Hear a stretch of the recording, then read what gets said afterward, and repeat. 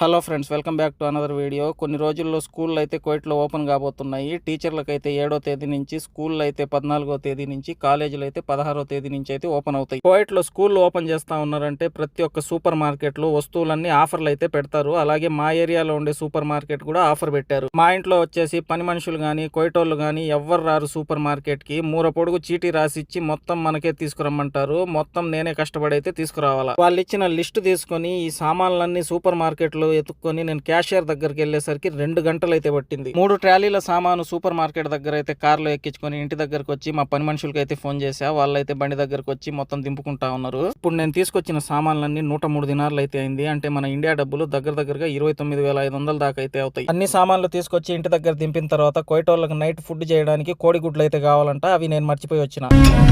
Video నచ్చితే తప్పకుండా like చేయండి. ఛానల్ని కొత్తగా చూస్తూ ఉంటే తప్పకుండా సబ్స్క్రైబ్ చేసుకోండి. మరొక వీడియోతో మళ్ళీ కలుద్దాం. నేను పోయి కోడి